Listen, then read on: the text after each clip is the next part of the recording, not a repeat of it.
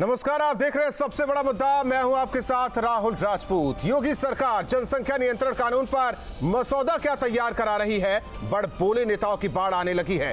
कोई बोल रहा है बच्चे अल्लाह की देन है, तो कोई जनसंख्या पर दलित और आदिवासियों को ही कटघरे में खड़ा कर रहा है। आखिर समाजवादियों को आबादी नियंत्रण से तकलीफ क्यों है? क्योंकि जनसंख्या कम होगी तो इससे संसाधनों की कमी नहीं होगी और बढ़ती आबादी से जो विस्फोटक हालात पैदा हो रहे हैं वो नहीं होंगे। आखिर बढ़ते संसाधन को कौन पसंद नहीं करेगा? लेकिन नहीं, कुछ नेता इसमें भी डर्टी पॉलिटिक्स लेकर सामने आ गए। तो क्या अब चुनाव नजदीक आने के लिए देश हित के मुद्दों पर भी सवाल उठाया जाएगा? क्या इन नेताओं को जनसंख्या के बढ़ते मकड़ जाल का थोड़ा भी इल्म नहीं? इसी पर आज का सबसे बड़ा मुद्दा। पहले रिपोर्ट देखें, फिर मेहमानों से करेंगे चर्चा।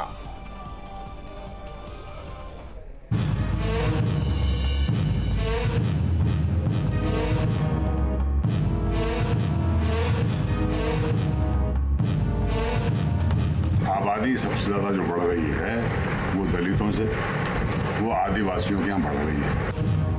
बीजेपी सरकार ने जनसंख्या नियंत्रण को लेकर मसौदा क्या तैयार करना शुरू किया। समाजवादियों के अल्पसंख्यक नेता इसमें भी सियासत ढूंढने लगे। ये भूल जाते हैं कि आबादी सबसे ज्यादा जो बढ़ रही है वो दलितों से, वो आदिवासियों के यहाँ बढ़ रही है। मुसलमानों में नहीं बढ़ रही इतनी आबादी। मुसलमान तो अब और हर होशमंद आदमी समझ गया है कि 2-3 बच्चों से ज्यादा नहीं होने चाहिए। संभल से एसपी सांसद डॉक्टर शफीकुर रहमान बर्क का विवादित बयान भी दिन भर सुर्खियां बटोरता रहा। सुनिए उन्होंने शनिवार को क्या कहा। कितने बच्चे पैदा होंगे, क्या होगा, ये सब कुछ है। ये कुदरत का निजाम है, गवर्नमेंट से उसका बोझ संभाला नहीं जा रहा, वो एक दूसरी बात है। लेकिन इसमें हमें कोई अपनी जाती तौर पर कोई इसमें रुकावट डालने का कुदरती तौर पर कोई हक हासिल नहीं है। बढ़ती आबादी के बोझ से देशवासियों का बुरा हाल है, लेकिन नेताओं को इसमें भी क्या राजनीति नजर आ रही है। Team news state.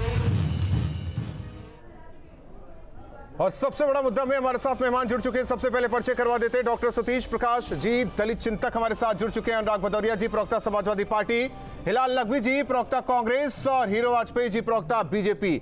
आप चारों मेहमानों का सबसे बड़ा मुद्दा में स्वागत है। शुरुआत डॉक्टर सतीश प्रकाश जी, समाजवादी पार्टी के विधायक का साफ कहना है कि मुस्लिम आबादी नहीं बढ़ा रहे हैं, ज्यादा बच्चे पैदा नहीं कर रहे हैं, पैदा कर रहे हैं दलित और आदिवासी। नहीं, देखिए मैं इस बात पे नहीं जाऊंगा। वो जिस पार्टी में है और उनके जो लीडर हैं जी, वो खुद पिछड़े वर्ग से आते हैं जी। अखिलेश जी पिछड़े वर्ग से आते हैं और वो भी दलित मूवमेंट का हिस्सा है जी। वो भी दलितों का हिस्सा है। दलित का मतलब अनुसूचित जाति जनजाति नहीं है।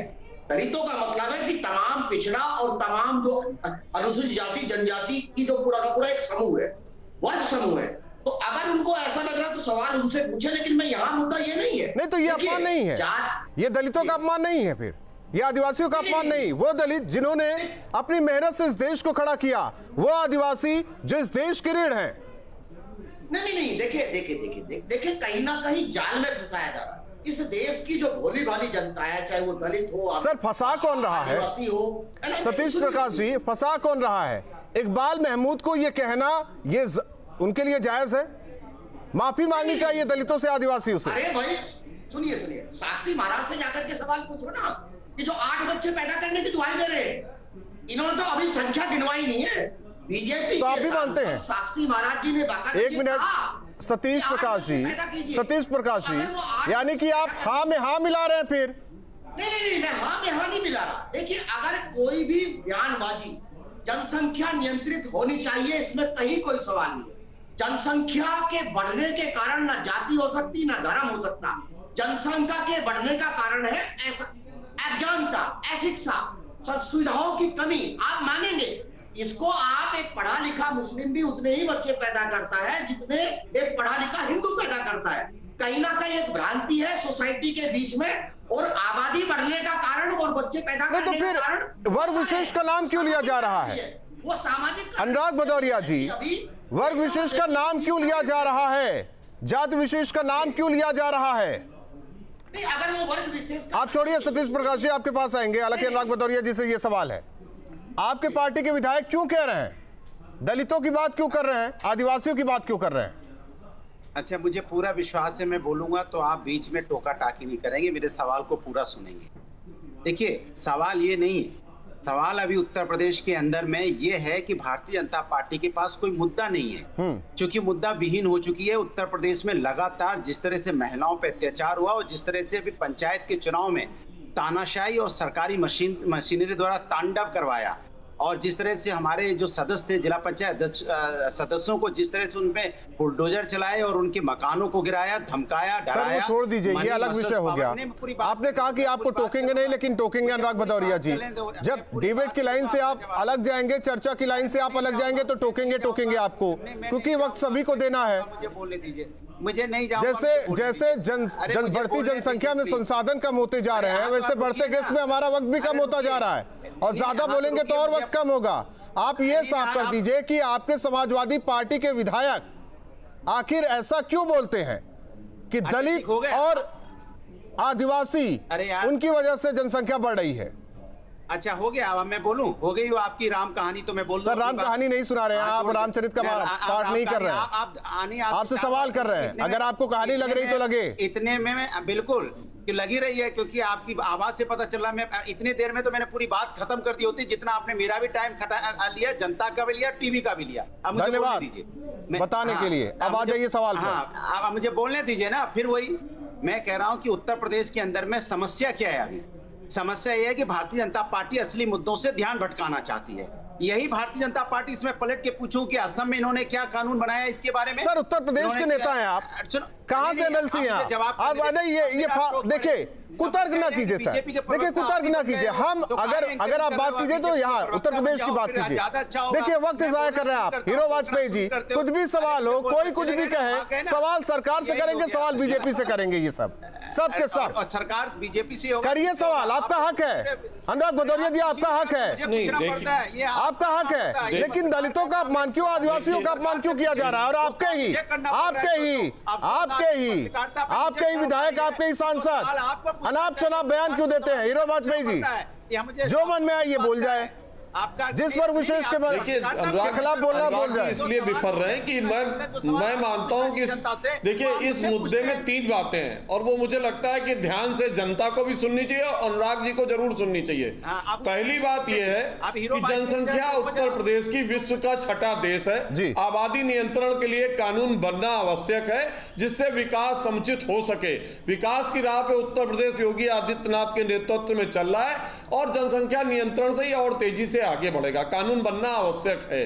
दूसरी बात, जो लगातार बयानबाजी हो रही है, उसके पीछे अखिलेश यादव जी की एक साजिश है। पहले शफीकुर रहमान वर्क ने कहा कि साहब नियंत्रण होना ही नहीं चाहिए, फिर ये साहब आ गए विधायक जी, इन्होंने कहा कि साहब आदिवासियों को ये सीधे सीधे आपके हिसाब से थोड़ी डिबेट चलेगा अनुराग भदौरिया जी। आप थोड़ी यहाँ तय कर रहे हैं क्या करना है क्या नहीं कर रहा है। पहले अपने विधायकों और सांसदों को समझा लीजिए कि क्या बोले क्या ना बोले। हमें ना समझाइए कि हमें क्या बोलना है, कौन सा सवाल करना है। आपके मुताबिक डिबेट चलानी है, हमें बोलने दीजिए। अड़चन डालने के लिए आबादी के नियंत्रण होने से उत्तर प्रदेश विकास की राह पर आगे बढ़ेगा। ठीक है, यही बात हालांकि इमरान मसूद कह रहे हैं, लेकिन बड़े अलग ढंग से कह रहे हैं। हिलाल नकवी जी, आपके नेता हैं इमरान मसूद, वो बयान सुनवाते हैं, इसके बाद आपसे ये सवाल करते हैं इमरान मसूद ने क्या कुछ कहा। ये सुनना सभी के लिए जरूरी है। सुनिए इमरान मसूद का क्या कुछ कहना है।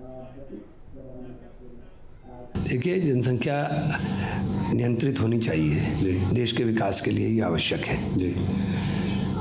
देश को आगे ले जाने के लिए आवश्यक है। भाजपा की एक ही नीति है कि हर चीज़ को दूसरे रंग से दिखाने का प्रयास करती है। उसकी ज़रूरत नहीं है, उसकी ज़रूरत नहीं है।